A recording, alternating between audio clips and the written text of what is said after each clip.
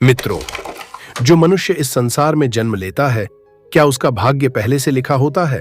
और यदि भाग्य लिखा जाता है, तो आखिर कब लिखा जाता है? माता के गर्भ में, जन्म के समय, या उससे भी पहले? और सबसे बड़ा रहस्य, आखिर हमारा भाग्य लिखता कौन है? और सबसे गहन सवाल, ऐसा क्यों होता है कि कुछ लोगों का भाग्य हर कदम पर उनका साथ देता है? कुछ लोग मिट्टी को छूते हैं तो वह भी सोना बन जाती है, जबकि कुछ लोगों के हाथों में सोना भी मिट्टी बन जाता है। लेकिन क्या यह केवल संयोग है, या इसके पीछे पिछले जन्मों के कर्मों का कोई गहरा रहस्य छिपा है? और अंत तक हम यह भी जानेंगे कि क्या मनुष्य सच में अपने भाग्य को बदल सकता है, या भाग्य का लिखा कभी नहीं मिटता?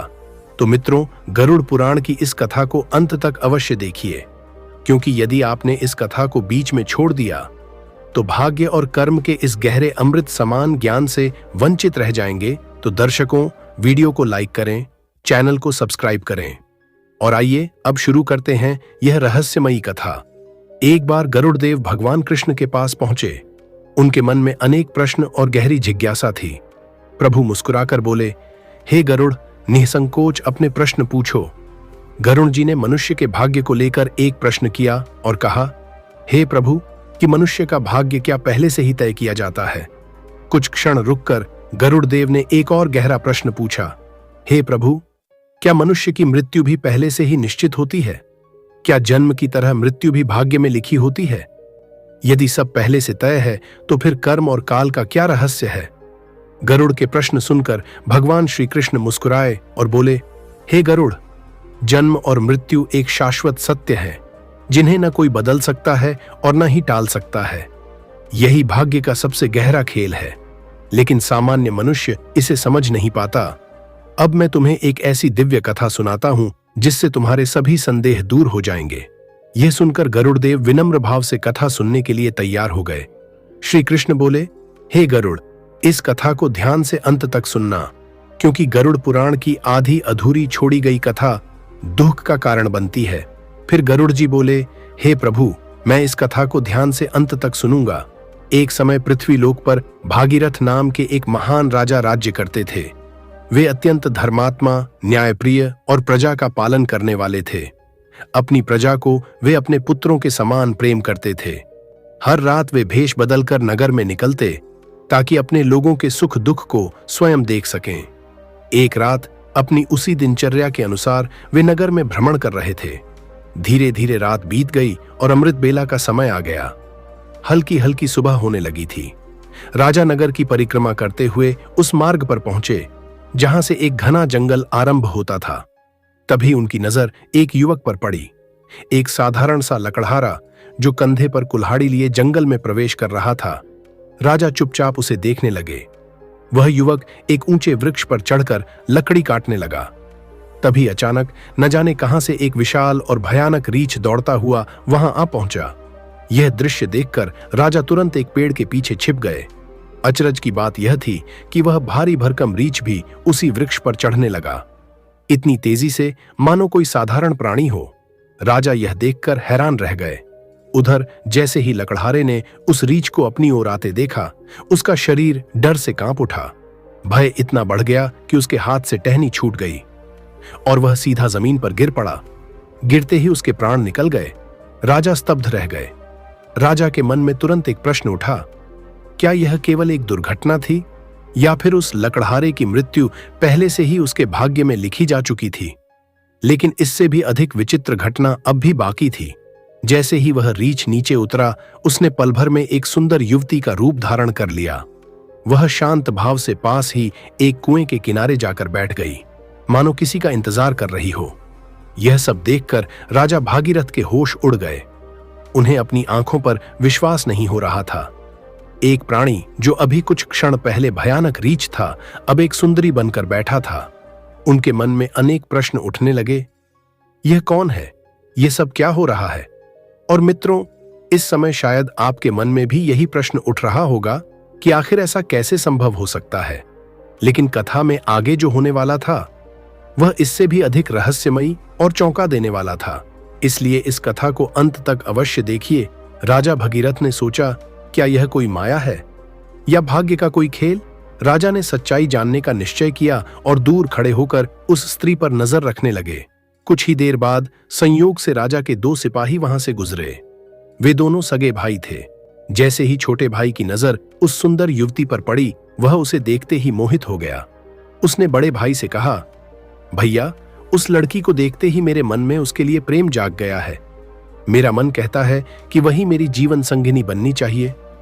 बड़े भाई ने जब उस युवती को देखा तो वह भी उसके सौंदर्य में बंध गया। वह बोला, मैं तुमसे बड़ा हूं, इसलिए पहले विवाह का अधिकार मेरा है, और सच कहूं तो उसे देखकर मेरे मन में भी प्रेम उत्पन्न हो गया है। विवाह तो मैं ही करूंगा। अब दोनों भाइयों के बीच विवाद शुरू हो गया। एक कहता, मैं पहले देख चुका हूं, दूसरा कहता, मैं बड़ा हूं। कुछ देर तक बहस चलती रही। फिर बड़े भाई ने कहा, क्यों ना हम उसी लड़की से पूछ लें, जिसे वह चुनेगी उसी से विवाह होगा। दोनों इस निर्णय पर सहमत हुए और उस युवती के पास पहुंचे। बड़े भाई ने विनम्रता से पूछा, हे सुंदरी, आप कौन हैं और इस सुनसान स्थान पर क्या कर रही हैं? युवती ने मधुर स्वर में उत्तर दिया, मेरा नाम रूपा है। मैं पास के गांव की रहने वाली हूं और अपने लिए एक योग्य वर की तलाश में यहां भटक रही हूं। इस संसार में अब मेरा कोई नहीं है। यह सुनकर दोनों भाइयों के मन में आशा जागी। छोटे भाई ने तुरंत कहा, हम दोनों अविवाहित हैं। यदि तुम चाहो तो हम में से किसी एक को अपना जीवन साथी चुन सकती हो। युवती हल्की मुस्कान के साथ बोली, मुझे तो तुम दोनों ही पसंद हो। अब तुम ही तय कर लो कि मैं किसके साथ विवाह करूं। अब दोनों भाई और भी उलझन में पड़ गए। तभी वह युवती बोली, ठीक है, इस निर्णय का तरीका मैं बताती हूं।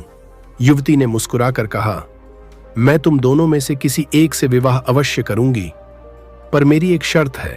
तुम दोनों में जो अधिक वीर और शक्तिशाली सिद्ध होगा, मैं उसी को अपना वर चुनूंगी। बस इतना सुनना था कि दोनों भाइयों के भीतर छिपा अहंकार जाग उठा। प्रेम अब प्रतियोगिता बन चुका था। वे एक दूसरे को स्वयं से कम साबित करने में लग गए। पहले वाद विवाद हुआ, फिर धक्का मुक्की, और देखते ही देखते बात तलवार तक पहुंच गई। क्रोध में अंधे होकर दोनों ने अपने अपने अस्त्र उठा लिए। कुछ ही क्षणों में वह स्थान रणभूमि बन गया। छोटे भाई ने आवेश में आकर बड़े भाई के पेट पर वार कर दिया और उसी क्षण बड़े भाई ने पलटवार करते हुए छोटे का गला काट डाला। कुछ ही पलों में दोनों भाई, जो एक दूसरे के लिए प्राण देने को तैयार रहते थे, अपने ही हाथों अपनी जीवन लीला समाप्त कर बैठे। तभी वह युवती जोर जोर से हंसने लगी। उसकी हंसी में करुणा नहीं, बल्कि एक अजीब सा रहस्य और क्रूरता थी। वह उठी और बिना पीछे देखे घने जंगल की ओर चल पड़ी। राजा भागीरथ यह सब देखकर भीतर तक कांप उठे। उनके मन में विचार आया, यह कोई साधारण स्त्री नहीं, यह तो कोई मायावी छलावा है। अब उनके भीतर जिज्ञासा और भी प्रबल हो गई। उन्होंने निश्चय किया कि इस रहस्य का अंत तक पीछा करेंगे। सूर्य उदय हो चुका था, लेकिन राजा को अब न भूख का ध्यान था, न प्यास का, न ही राजकाज का। उनका मन केवल उस रहस्यमयी स्त्री के सत्य को जानने में लगा था। वे सावधानी से दूरी बनाते हुए उसके पीछे पीछे चलते रहे। कुछ दूर चलने के बाद अचानक फिर एक अद्भुत दृश्य सामने आया। वह सुंदर युवती पल भर में एक विषैले नाग में बदल गई। वह नाग तेजी से आगे बढ़ता हुआ एक नदी के किनारे पहुंचा और बिना रुके पानी में कूद गया। राजा किनारे खड़े सब देख रहे थे। उसी समय नदी के बीचों बीच एक नाव चल रही थी, जिसमें कई लोग सवार थे। वह नाग सीधा उसी नाव की ओर बढ़ने लगा। जैसे ही वह नाव पर चढ़ा, वहां हड़कंप मच गया। भय से लोग अपनी जान बचाने के लिए पानी में कूदने लगे। अफरा तफरी में नाव पलट गई। जो तैरना जानते थे वे किसी तरह किनारे पहुंच गए, पर जो नहीं जानते थे वे बेबस डूबते चले गए। कुछ ही क्षणों में कई लोगों की मृत्यु हो गई। राजा यह सब देखकर स्तब्ध रह गए। उनके मन में एक ही प्रश्न गूंज रहा था, क्या यह सब पहले से ही तय था? क्या यह सब भाग्य का लिखा हुआ खेल था? क्या इन सभी की मृत्यु का यही समय और तरीका लिखा था?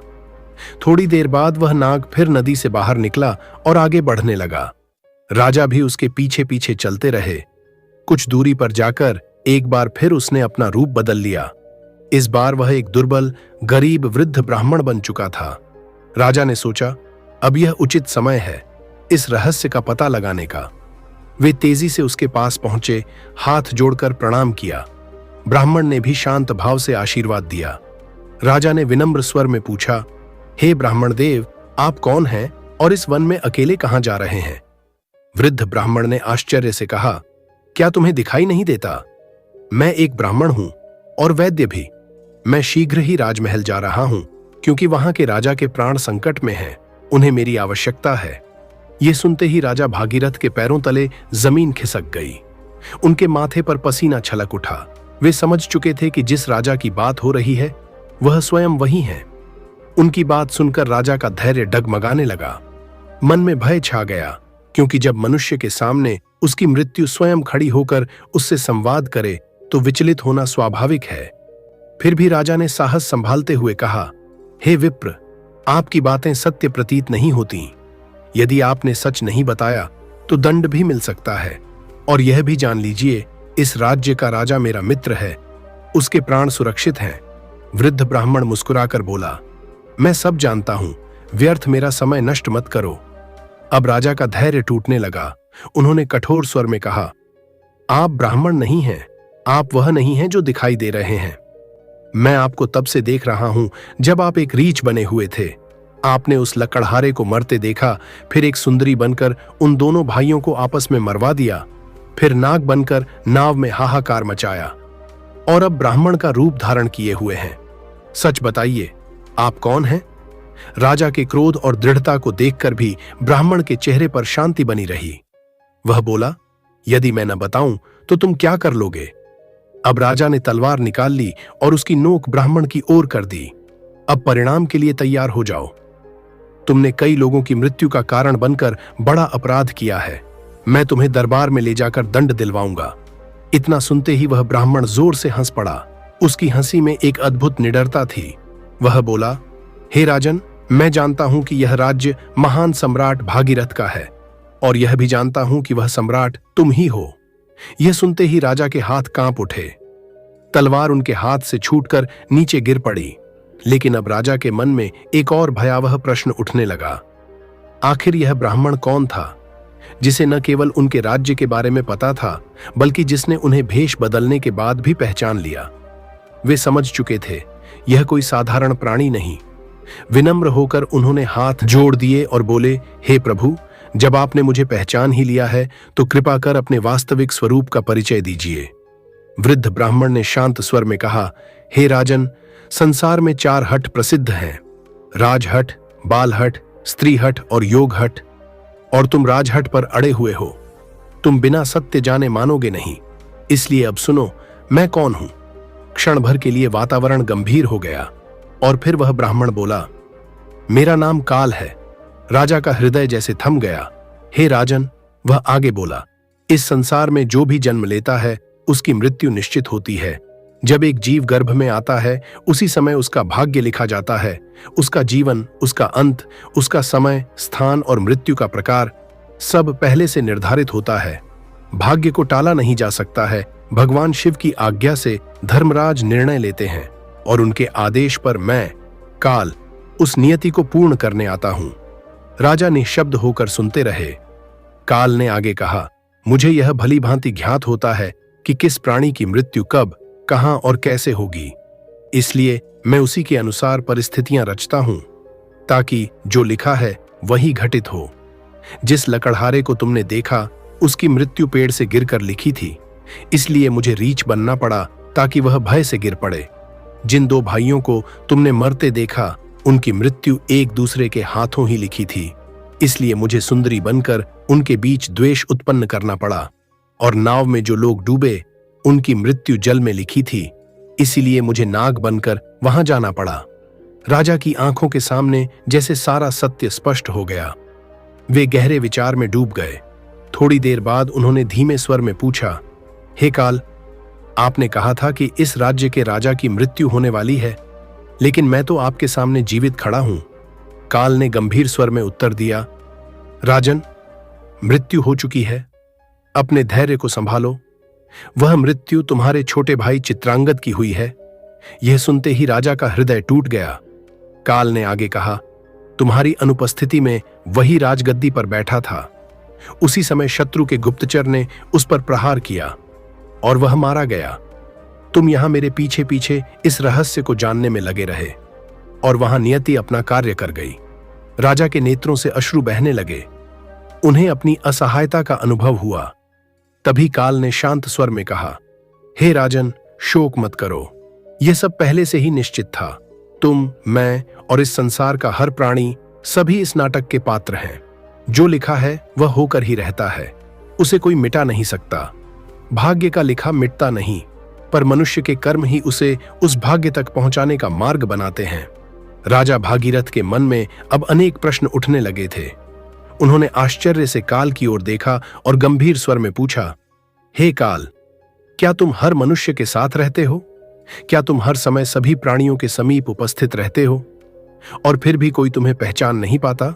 काल ने शांत स्वर में उत्तर दिया, हे राजन, मैं तो हर जीव के साथ चलता हूं, जन्म से लेकर मृत्यु तक।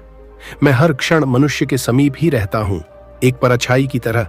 लेकिन लोग मुझे पहचान नहीं पाते, क्योंकि मनुष्य के पास अपनी इच्छाओं, अपने दुखों और अपनी समस्याओं से बाहर निकलकर किसी और घटना या संकेत को समझने का समय ही नहीं होता। यह सुनकर राजा कुछ क्षणों तक गहरे विचार में डूब गए। फिर उन्होंने धीमे लेकिन गंभीर स्वर में पूछा, हे काल, यदि तुम्हें हर प्राणी की मृत्यु का ज्ञान होता है, तो क्या तुम यह भी बता सकते हो कि मेरी मृत्यु कब और कैसे होगी? काल कुछ क्षण शांत रहा। फिर वह बोला, सामान्य मनुष्य के लिए अपनी मृत्यु का रहस्य जानना उचित नहीं होता, क्योंकि अपनी मृत्यु का सत्य सुनकर सबसे बड़ा ज्ञानी भी भीतर से टूट जाता है। लेकिन हे राजन, तुम मुझे एक धैर्यवान और ज्ञानी पुरुष प्रतीत होते हो। जिस प्रकार तुमने अपने प्रियजनों की मृत्यु का समाचार सुनकर भी स्वयं को संभाले रखा, उसे देखकर लगता है कि तुम यह सत्य जानने के बाद भी अपना धैर्य नहीं खोओगे। इतना कहकर काल ने राजा की आंखों में देखा और गंभीर स्वर में बोला, तो सुनो राजन, आज से ठीक 6 महीने बाद इसी दिन तुम्हारे अपने ही राज्य में फांसी पर चढ़ने से तुम्हारी मृत्यु होगी। भगवान शिव कहते हैं, हे पार्वती, मनुष्य अपनी मृत्यु से कितना भी दूर भागने का प्रयास करे, पर नियति उसे उसी स्थान पर ले आती है जहां उसका अंत लिखा होता है। काल के चले जाने के बाद राजा भागीरथ कुछ समय तक स्तब्ध खड़े रहे। फिर स्वयं को संभालकर अपने राज्य लौट आए। उन्होंने अपने भाई का अंतिम संस्कार किया और पुनः राजकाज संभाल लिया। समय बीतता गया और धीरे धीरे वह घटना उनकी स्मृति से धुंधली पड़ने लगी। लेकिन जैसे जैसे समय आगे बढ़ा, एक दिन अचानक आधी रात को राजा घबराकर उठ बैठे। उनके मन में वही शब्द गूंजने लगे, 1 वर्ष बाद सूली पर मृत्यु। अब उनके भीतर भय ने घर कर लिया था। नींद उड़ गई, मन अशांत रहने लगा। अगले दिन राजा ने दरबार बुलाया और अपने मंत्रियों को सारी बात बताई। कुछ देर विचार विमर्श के बाद एक मंत्री ने उपाय सुझाया, महाराज, यदि हम पूरे राज्य से हर प्रकार की नुकीली वस्तुएं, सूली, भाले, चाकू सब हटवा दें, तो आपको सूली पर चढ़ाने का कोई साधन ही नहीं बचेगा। यह उपाय सबको उचित लगा। तुरंत आदेश हुआ और पूरे राज्य से हर नुकीली वस्तु हटवा दी गई। राजा को कुछ शांति मिली, पर भीतर का भय पूरी तरह समाप्त नहीं हुआ। समय बीतता गया और वह दिन भी आ गया जिसके अगले दिन राजा की मृत्यु लिखी थी। अब राजा अत्यंत व्याकुल हो उठे। उन्होंने सोचा, यदि मैं राजमहल में ही नहीं रहूंगा तो शायद मेरी मृत्यु टल जाए। यही विचार कर वे रात के अंधेरे में भिखारी का भेष बनाकर महल से निकल पड़े। कई दिनों की थकान और जागरण के कारण उनका शरीर चूर हो चुका था। भटकते भटकते वे एक साधारण से घर में जा घुसे। वह घर राजमहल के दर्जी का था। राजा एक कोने में जाकर सो गए। उसी रात कुछ चोर उस घर में घुसे और राजा रानी के कीमती वस्त्र चुराकर भाग गए। सुबह जब दर्जी ने चोरी देखी तो उसकी नजर उस सोए हुए भिखारी पर पड़ी। उसने बिना कुछ सोचे समझे उसे ही चोर समझ लिया, बांधकर दरबार में ले आया। इधर राजमहल में राजा की अनुपस्थिति में उनका पुत्र गद्दी पर बैठा था। उसने बिना जांच पड़ताल किए आदेश दे दिया, इस चोर को सूली पर चढ़ा दिया जाए। यह सुनते ही राजा की नींद खुली। चारों ओर देखा और समझ गए कि नियति अपना खेल खेल चुकी है। कई दिनों से भटकते भटकते राजा की हालत बहुत खराब हो चुकी थी, इसीलिए उन्हें किसी ने नहीं पहचाना। अपने ही सिपाहियों ने उन्हें बंदी बना लिया था और अपने ही पुत्र ने उन्हें मृत्यु का दंड सुना दिया था। तब राजा भागीरथ ने भारी मन से अपने साथ घटी पूरी घटना दरबार में सुनाई। कैसे उन्होंने एक रहस्यमयी रीछ को स्त्री बनते देखा, कैसे वह नाग और फिर ब्राह्मण का रूप धारण करता रहा, और कैसे काल ने स्वयं उन्हें उनकी मृत्यु का रहस्य बताया था। राजा की संपूर्ण कथा सुनते ही दरबार में उपस्थित सभी लोग स्तब्ध रह गए। अब सब समझ चुके थे कि जिस व्यक्ति को वे अब तक एक साधारण भिखारी और चोर समझ रहे थे, वह कोई और नहीं, स्वयं उनके महाराज भागीरथ हैं। पूरे राजमहल में भय और चिंता का वातावरण फैल गया। फिर मंत्रियों ने विचार विमर्श करना शुरू किया कि आखिर राजा को इस मृत्यु से कैसे बचाया जाए। बहुत देर तक सोचने के बाद एक मंत्री आगे बढ़ा और बोला, महाराज, यदि मृत्यु फांसी से लिखी गई है तो क्यों ना हम ऐसी फांसी दें जिससे आपका वचन भी असत्य न हो और आपके प्राण भी बच जाए। हम मजबूत रस्सी के स्थान पर कच्चे सूत के धागे से फांसी का फंदा बनवा देते हैं।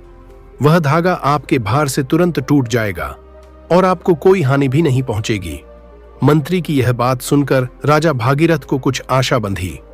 उन्हें लगा कि शायद इसी उपाय से वे नियति को बदल सकेंगे। तुरंत आदेश दिया गया और कच्चे सूत के धागों से एक फांसी का फंदा तैयार करवाया गया। समय बीतता गया और आखिर वह दिन भी आ पहुंचा जिसका भय राजा को महीनों से सताए जा रहा था। फिर वह क्षण आया। राजा भागीरथ को उस कच्चे सूत के फंदे के नीचे खड़ा किया गया। कुछ ही क्षणों बाद उन्हें फांसी दे दी गई। जैसे ही उनका शरीर नीचे गिरा, सूत का धागा टूट गया। एक पल के लिए सबके चेहरे पर मुस्कान आ गई, लेकिन अगले ही क्षण वह मुस्कान भय में बदल गई, क्योंकि टूटने से पहले वह पतला धागा अपना काम कर चुका था। धागे के तेज घर्षण से राजा के गले की नस कट चुकी थी। राजा भागीरथ भूमि पर गिर पड़े। उनके गले से रक्त बहने लगा। वैद्य दौड़कर आए, सैनिक घबरा उठे, पूरा दरबार स्तब्ध रह गया। किसी को विश्वास नहीं हो रहा था कि एक कमजोर सूत का धागा भी किसी की मृत्यु का कारण बन सकता है। लेकिन नियति अपना कार्य कर चुकी थी। कुछ ही क्षणों में राजा भागीरथ का शरीर शांत हो गया। सभा में उपस्थित हर व्यक्ति स्तब्ध था। सभी के मन में केवल एक ही सत्य गूंज रहा था, जो लिखा जा चुका है वह होकर ही रहता है। मनुष्य चाहे कितने भी उपाय कर ले, कितनी भी सावधानियां बरत ले, लेकिन नियति जिस मार्ग से अपना कार्य पूरा करना चाहती है वह किसी न किसी रूप में पूरा होकर ही रहता है। मनुष्य के भाग्य की तो बात ही अलग है। भाग्य इतना बलवान होता है कि कई बार भगवान को भी उसका सामना करना पड़ता है। हमारे पौराणिक शास्त्रों और ग्रंथों में ऐसे अनेक प्रमाण मिलते हैं जहां महापुरुषों का भाग्य पहले से निर्धारित बताया गया है। जैसे रामायण में पहले से ही निश्चित था कि भगवान श्री राम को 14 वर्षों का वनवास मिलेगा, क्योंकि इसी वनवास के माध्यम से भगवान श्री राम के हाथों रावण का वध होना था। सोचिए, यदि माता कैकेयी मंथरा के बहकावे में न आती और श्री राम को माता सीता के साथ वनवास न जाना पड़ता तो रावण का वध कैसे संभव होता। यह सब घटनाएं पहले से ही एक दूसरे से जुड़ी हुई थीं, जिनके माध्यम से यह दिव्य कार्य पूरा हुआ। इसी तरह हर प्राणी का भाग्य पहले से लिखा जा चुका है। हम सब इस जीवन रूपी नाटक के छोटे छोटे पात्र हैं, जिनका इस संसार में जन्म किसी न किसी उद्देश्य से हुआ है। मित्रों, इस संसार में जो भी मनुष्य जन्म लेता है उसका भाग्य पहले से ही लिख दिया जाता है। उसका जन्म कहाँ होगा, किस परिस्थिति में होगा और जीवन में उसे कौन कौन से सुख दुख और परेशानियां मिलेंगी, यह सब विधि का विधान होता है। और कहते हैं इसे स्वयं काल चक्र भी नहीं बदल सकता। मित्रों, अब कथा को ध्यानपूर्वक सुनिए, क्योंकि अब हम उन गहरे प्रश्नों के उत्तर जानने वाले हैं जिन्होंने सदियों से बड़े बड़े अर्षियों, राजाओं और ज्ञानी पुरुषों तक को सोचने पर मजबूर कर दिया था। और शायद आपके मन में भी वही प्रश्न उठ रहे होंगे। मित्रों, अब तक हमने जिन कथाओं को सुना, यदि उस लकड़हारे की मृत्यु पहले से लिखी हुई थी, यदि उन दोनों भाइयों का अंत नियति ने पहले ही तय कर दिया था, यदि नाव में बैठे लोगों का डूबना निश्चित था और स्वयं राजा भागीरथ भी लाख प्रयास करने के बाद अपनी मृत्यु को टाल नहीं पाए, तो फिर क्या इस संसार में सब कुछ केवल भाग्य ही है? क्या मनुष्य का कोई अस्तित्व नहीं? क्या उसके कर्मों का कोई मूल्य नहीं? यदि मृत्यु पहले से निश्चित है तो फिर मनुष्य संघर्ष क्यों करे, अच्छे कर्म क्यों करे, पूजा भक्ति क्यों करे? क्या मनुष्य केवल भाग्य के इशारों पर चलने वाली कठपुतली है, या इसके पीछे कोई और गहरा रहस्य छिपा है जिसे सामान्य मनुष्य समझ नहीं पाता? यही वह जगह है जहां अधिकांश मनुष्य भ्रमित हो जाते हैं। वे सोचते हैं जब सब पहले से लिखा है तो कर्म क्यों करें, लेकिन यही सबसे बड़ा भ्रम है। इसी सत्य को समझाने के लिए एक और प्रसंग सुनो। एक बार एक विशाल राज्य में एक विद्वान महात्मा आए। उनके ज्ञान की चर्चा दूर दूर तक फैल गई। कहा जाता था कि वे मनुष्य के जीवन और मृत्यु के गूढ़ रहस्यों को जानते थे। जब यह बात उस राज्य के राजा तक पहुंची तो उन्होंने तुरंत उन्हें अपने दरबार में बुलवाया। दरबार सजा, मंत्री उपस्थित हुए और वह वृद्ध महात्मा शांत भाव से सिंहासन के सामने आकर बैठ गए। राजा ने विनम्र होकर पूछा, गुरुदेव, क्या वास्तव में मनुष्य की मृत्यु पहले से निश्चित होती है?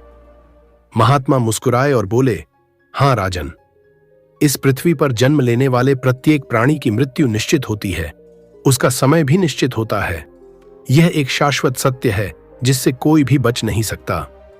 राजा कुछ क्षण सोचते रहे, फिर बोले, यदि मृत्यु का समय पहले से निश्चित है तो भय किस बात का? जब तक समय नहीं आएगा मैं मर नहीं सकता, और जब समय आ जाएगा तब कोई मुझे बचा भी नहीं सकता। फिर शरीर का ध्यान रखने और रोगों से बचने का क्या अर्थ? यह सुनकर पूरे दरबार में सन्नाटा छा गया। महात्मा बोले, राजन, मृत्यु निश्चित हो सकती है, लेकिन वहां तक पहुंचने वाला मार्ग मनुष्य के कर्म तय करते हैं। अच्छे कर्म भाग्य को उजाला देते हैं, जबकि बुरे कर्म जीवन को दुख में बदल देते हैं। वह कहावत तो आपने सुनी ही होगी कि जैसा बोओगे वैसा पाओगे। राजा ने पूछा, तो क्या कर्म भाग्य से बड़ा है? महात्मा मुस्कुराए और बोले, नहीं राजन, यही सबसे बड़ा भ्रम है, क्योंकि आज का कर्म ही कल का भाग्य बनता है और आज का भाग्य पिछले कर्मों का फल होता है। फिर वे बोले, इसी रहस्य को समझने के लिए प्राचीन काल में अर्षियों की एक महान सभा हुई थी, जहां यह प्रश्न उठा था, आखिर बड़ा कौन है, भाग्य या कर्म? और वहां जो उत्तर मिला उसने बड़े बड़े ज्ञानी लोगों का भ्रम तोड़ दिया था। यह प्रश्न सुनते ही पूरी सभा दो भागों में बंट गई। कुछ लोग जोर देकर कहने लगे, भाग्य ही सबसे बड़ा है, क्योंकि यदि भाग्य में कुछ लिखा ही ना हो तो मनुष्य लाख प्रयास कर ले, उसे वह कभी प्राप्त नहीं होता। कई लोग दिन रात मेहनत करते हैं फिर भी सफल नहीं होते, जबकि कुछ लोगों को बिना अधिक प्रयास के सब कुछ मिल जाता है। यह केवल भाग्य का खेल है। लेकिन सभा में बैठे कुछ ज्ञानी पुरुष इससे सहमत नहीं हुए। वे बोले, नहीं, कर्म भाग्य से भी बड़ा है, क्योंकि यदि मनुष्य कर्म करना ही छोड़ दे तो भाग्य भी निष्क्रिय हो जाता है।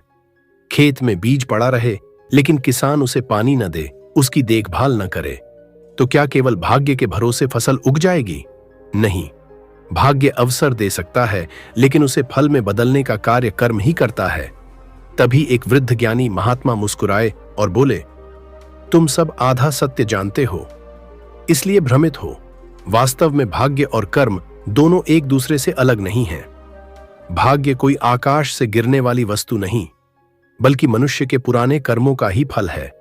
आज जो भाग्य बनकर हमारे सामने खड़ा है वह हमारे पिछले जन्मों और पिछले कर्मों का परिणाम है, और आज हम जो कर्म कर रहे हैं वही कल हमारा नया भाग्य बनेंगे।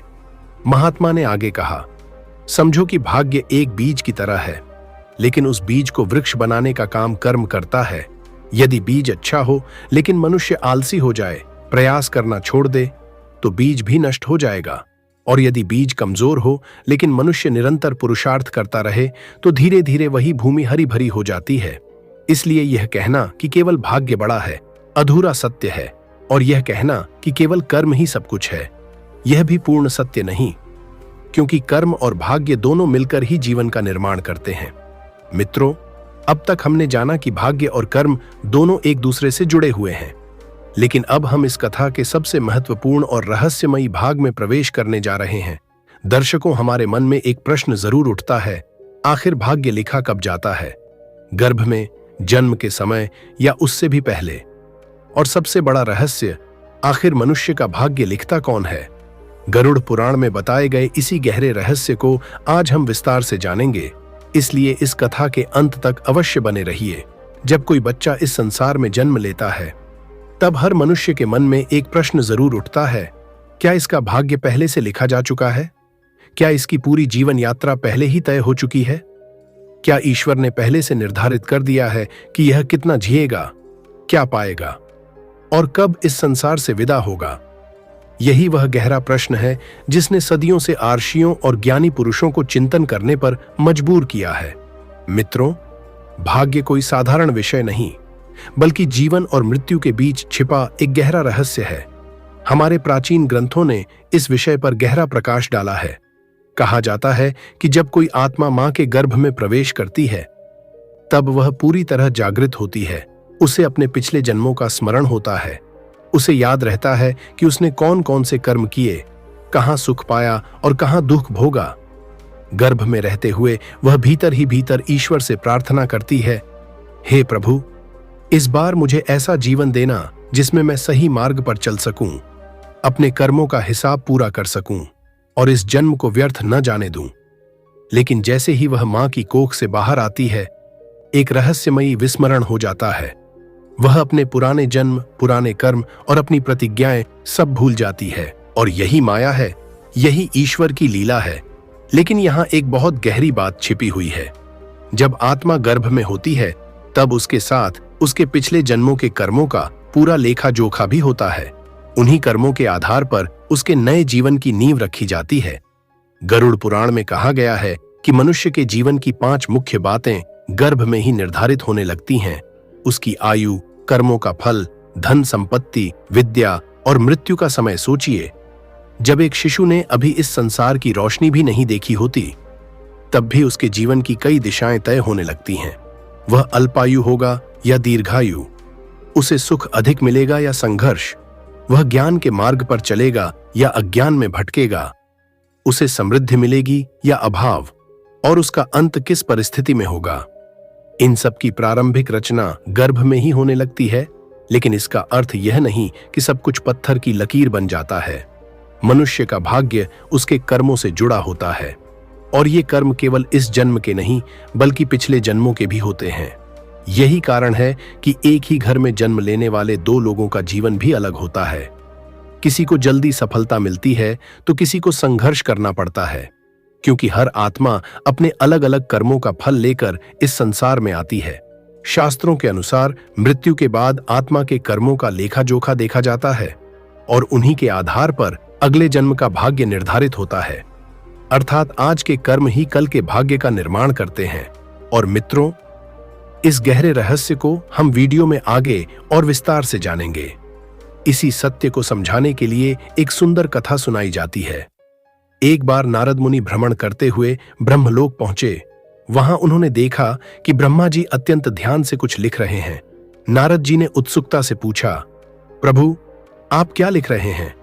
ब्रह्मा जी मुस्कुराए और बोले, नारद, मैं एक आत्मा का भाग्य लिख रहा हूं जो कल पृथ्वी पर जन्म लेने वाली है। नारद जी आश्चर्यचकित रह गए। उन्होंने पूछा, तो क्या संसार के सभी लोगों का भाग्य आप ही लिखते हैं? ब्रह्मा जी हल्का सा मुस्कुराए और बोले, मैं केवल उसे शब्द देता हूं, लेकिन उसकी स्याही उस आत्मा के अपने कर्मों से बनती है। मैं केवल माध्यम हूं। मित्रों, अब तक हमने जाना कि भाग्य और कर्म एक दूसरे से जुड़े हुए हैं और मनुष्य के आज के कर्म ही उसके आने वाले भाग्य का निर्माण करते हैं। आखिर क्यों कुछ लोगों का भाग्य उनका साथ देता है जबकि कुछ लोगों का नहीं?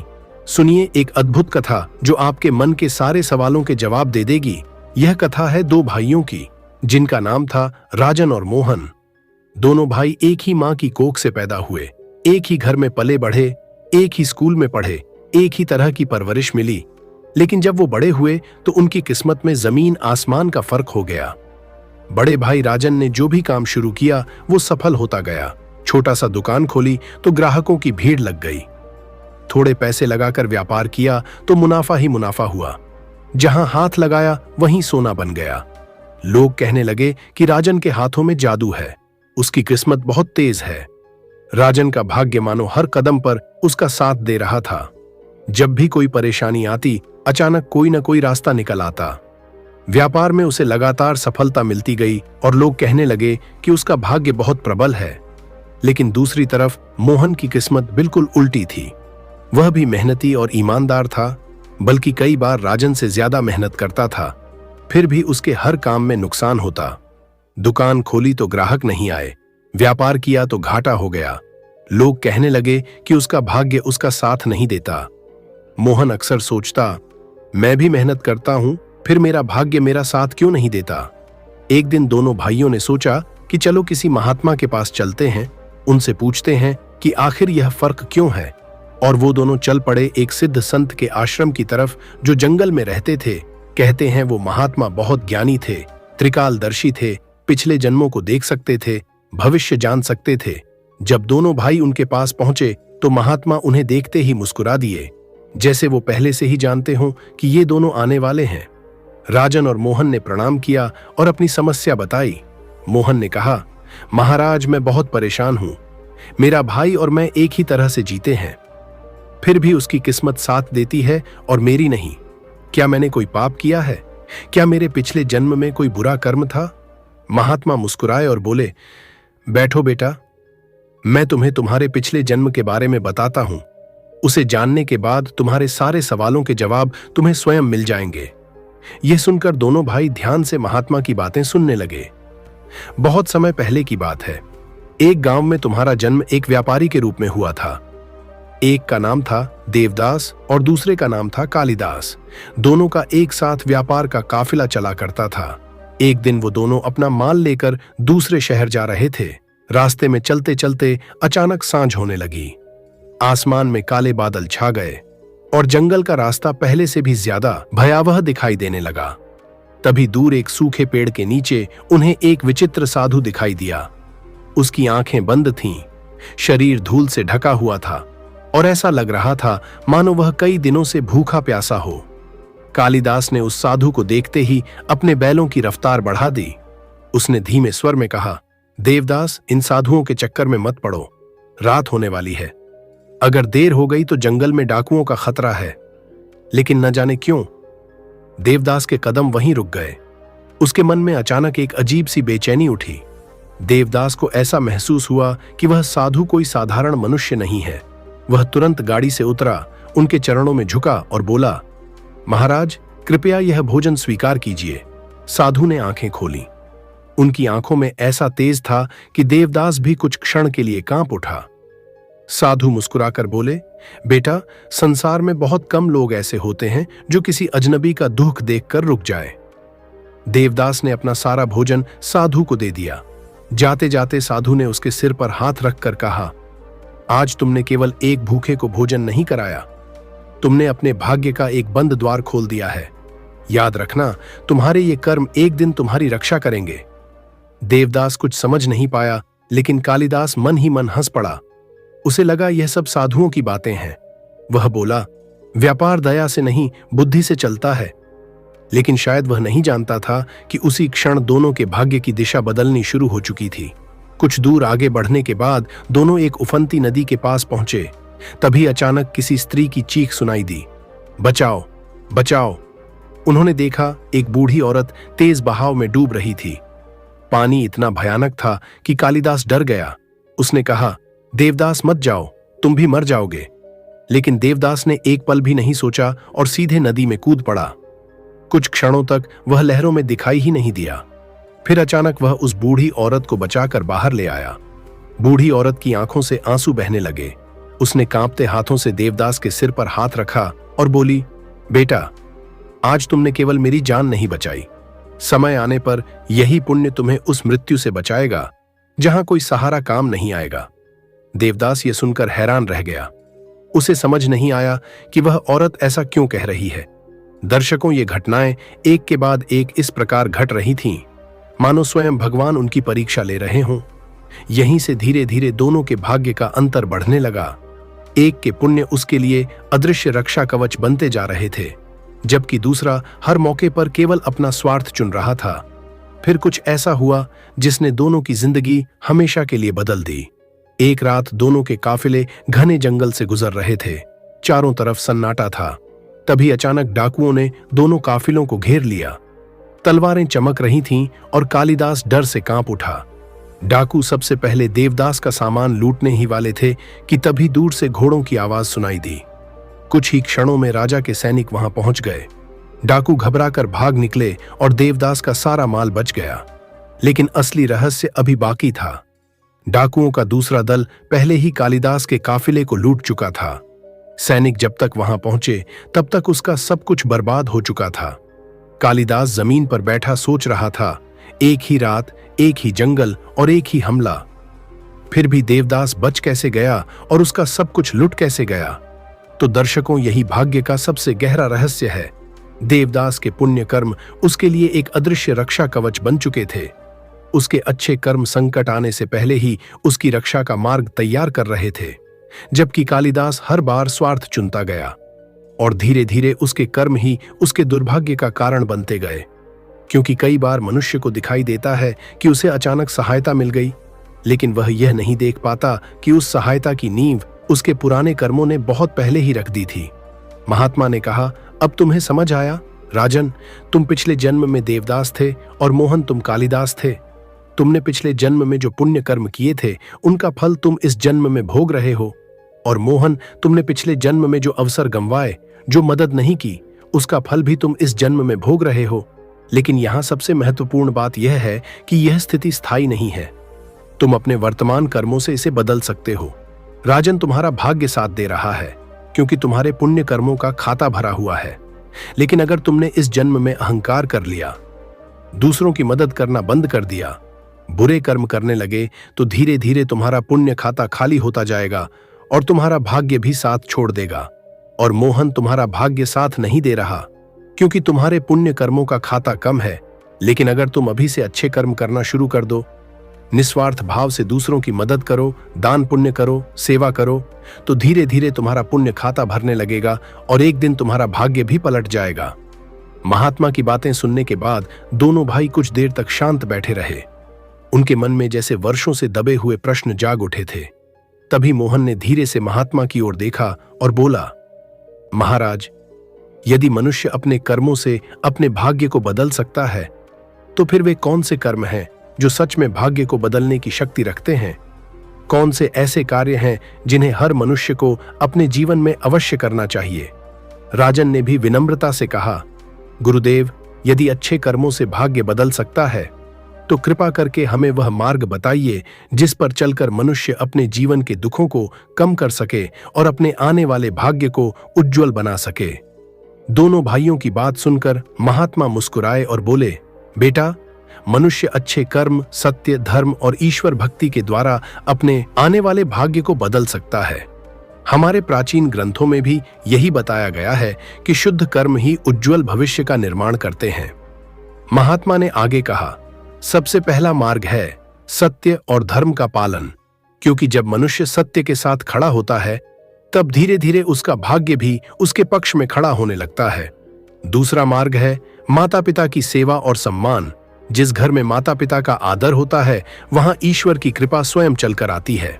और तीसरा सबसे बड़ा मार्ग है अहंकार से दूर रहना, क्योंकि अहंकार मनुष्य के पुण्य को धीरे धीरे नष्ट कर देता है, जबकि विनम्रता उसके भाग्य के द्वार खोल देती है। फिर महात्मा ने दोनों भाइयों की ओर देखते हुए कहा, अंत में यही कहना चाहूंगा कि अवश्य ही मनुष्य का भविष्य पहले से लिखा होता है, लेकिन उसे फल उसके कर्मों के अनुसार ही प्राप्त होता है। यदि मनुष्य अच्छे कर्म करता है तो उसका जीवन सुख, शांति और सम्मान से भर जाता है। लेकिन बुरे कर्म करने वाले को उसी जन्म में उनके दुष्प्रभाव देखने पड़ते हैं और उनका असर अगले जन्म पर भी अवश्य पड़ता है। क्योंकि यदि कोई मनुष्य बबूल के बीज बोएगा तो उसे आम के फल कैसे मिल सकते हैं?